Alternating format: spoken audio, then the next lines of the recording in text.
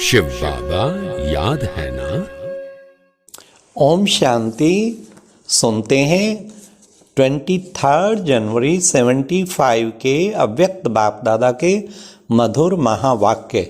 आज की अव्यक्त वाणी का टाइटल है सौमान की सीट पर सेट होकर कर्म करने वाला ही महान। आज की मुरली में बाबा ने बाप के साथ कौन सी आत्माएं बहुत बहुत महान हैं। फिर बाबा ने स्थिति का सारा मदार किस आधार पर है। थर्डली बाबा ने अपनी महानता को भूलने का कारण क्या है। एंड लास्टली बाबा ने कौन सी भाषा ब्राह्मणों की भाषा नहीं है। तो सुनते हैं 23 जनवरी 75 की मुरली।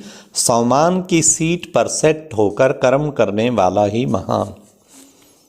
जैसे बाप दादा के महत्व को अच्छी तरह से जानते हो, वैसे ही संगम युगी ब्राह्मण जन्म को व श्रेष्ठ आत्मा के अपने श्रेष्ठ पार्ट को इतना ही अच्छी रीति से जानते हो।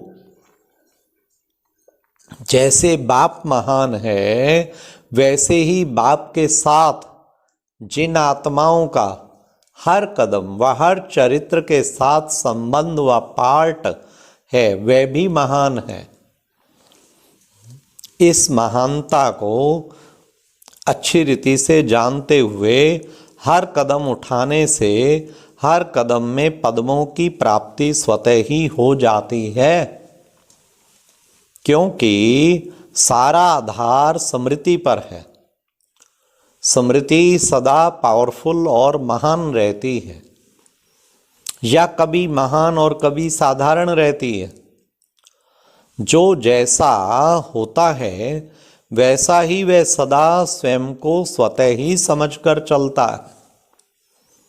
वह कभी स्मृति तथा कभी विस्मृति में नहीं आता।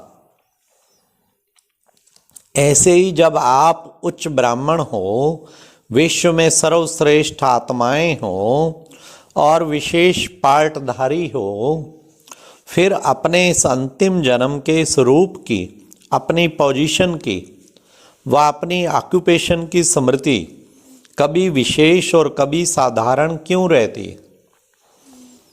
बार बार उतरना और चढ़ना क्यों होता है। क्या इसके कारण को समझते हो। जबकि निजी स्वरूप है और जन्म ही महान है, तो अपने जीवन की और जन्म की महानता को भूलते क्यों। हमारा जन्म ही महान है। ब्रह्मा मुख वंशावली कितना महान जन्म हो गया। पुराना तो भूल जाना चाहिए। और बाबा ने कहा ये नया जन्म क्यों भूल जाता है, तो बड़ी उत्तम जन्म है।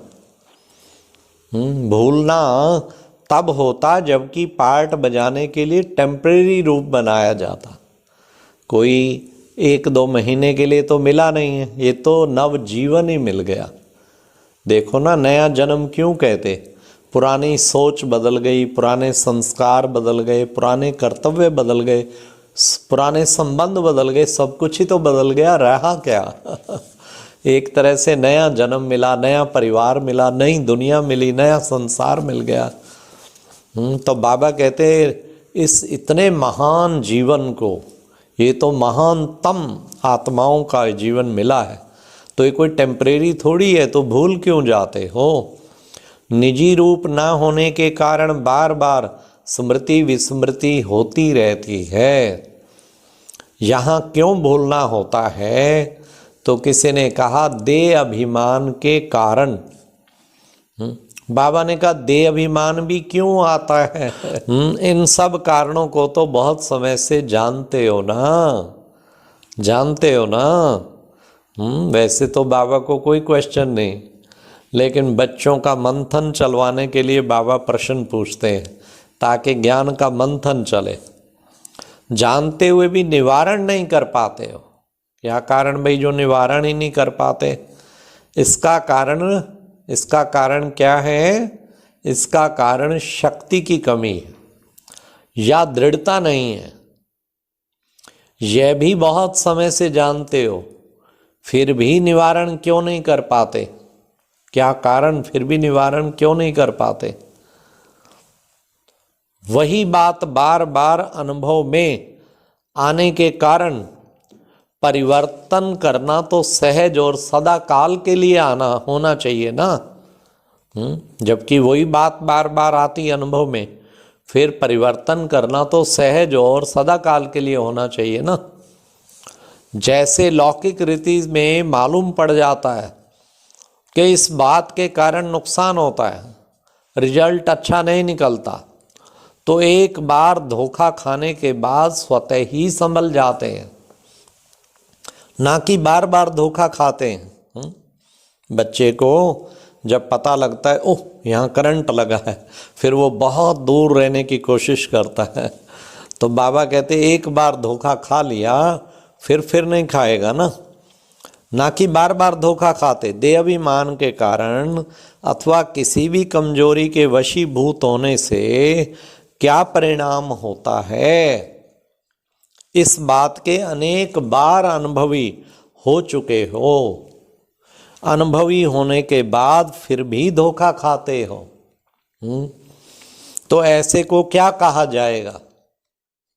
इससे सिद्ध होता है कि अपनी महानता को स्वयं ही सदा जानकर नहीं चलते हो। अपनी महानता को भूलते क्यों हो?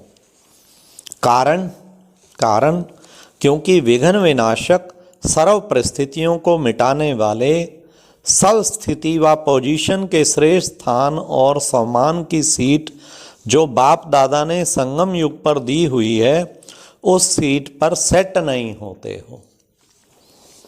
अपनी सीट को छोड़कर बार बार नीचे आ जाते हो। सीट पर रहने से सम्मान भी स्वतः स्मृति में रहता है। हाँ, बाबा कहते असली चीज अपनी सीट छोड़ देते हैं। ऑफिसर जब सीट पे बैठता है, जज जब सीट पे बैठता है, तब तो रुतबा कुछ और ही होता है।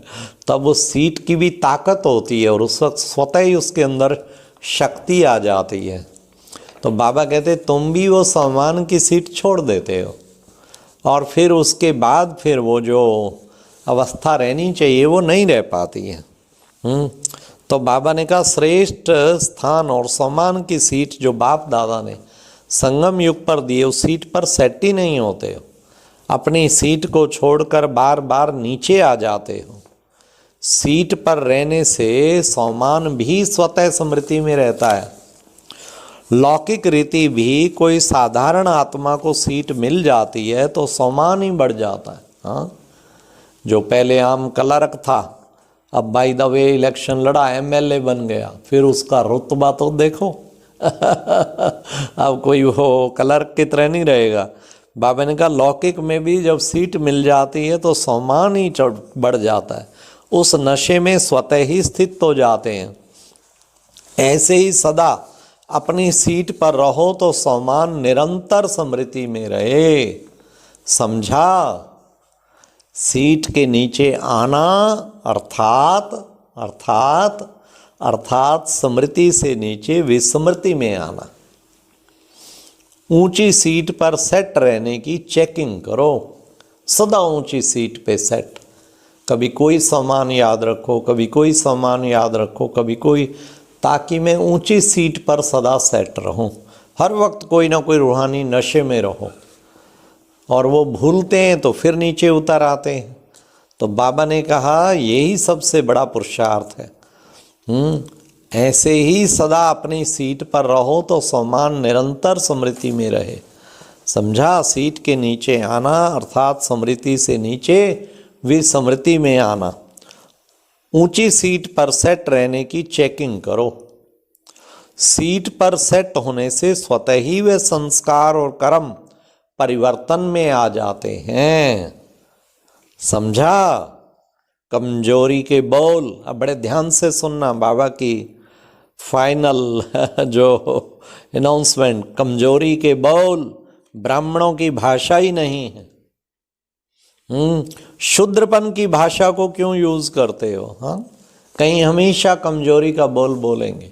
संगठन में समझो दीदी ने राय पूछी, हाँ भाई बोलो, ये सेवा करें या ना करें, ये स्थान लेवें या ना लेवें, ये प्रदर्शनी लगावें ना लगावें। कोई तो एकदम कमजोरी के बोल बोल रहे, क्या ज़रूरत है जी, विनाश निकट है, छोड़ो परे ये स्थान लेने के लिए आप अभी सोच रहे हो। एकदम कमजोरी का बोल बोलेंगे, सारा संगठन भी कमज़ोर सोचना शुरू कर देगा और नेगेटिव माहौल बन गया तो सारा पाप ही उसके सिर पे चढ़ता जिसने कमजोरी का बोल बोला।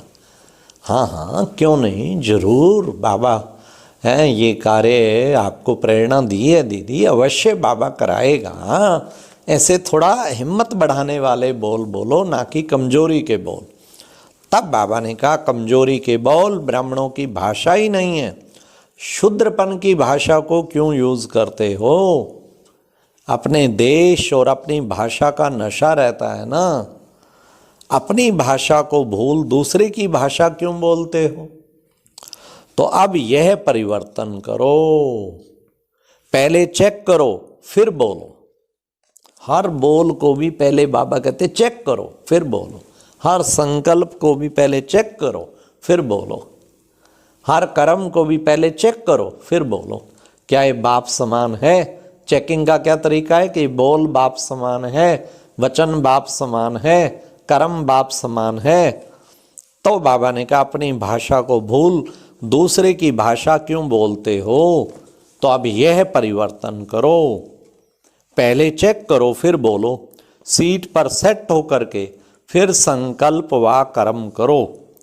इस सीट पर रहने से स्वतः ही महानता का वरदान प्राप्त हो जाता है।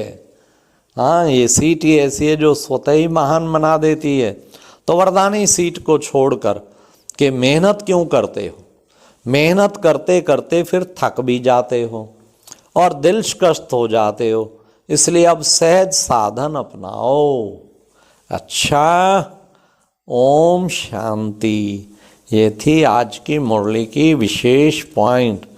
बाबा ने कहा अपने जन्म और जीवन की महानता को भूलने के कारण ही अवस्था में बारंबार उतरना चढ़ना होता है। तो हमें सदा अपनी महानता की स्थिति को याद रखेंगे कि उसका आधार है स्मृति, हर वक्त स्मृति रहे। और कमजोरी के बोल ब्राह्मणों की भाषा नहीं है, शूद्रों की भाषा है। तो हमें बोल भी सदा हिम्मत बढ़ाने वाले, उल्लास बढ़ाने वाले सदा ही बोलने चाहिए, उसी से हमारी स्थिति बहुत ऊंची बनेगी। अच्छा, ओम शांति। और अब यह एक बहुत अच्छी वीडियो भी जरूर देखें।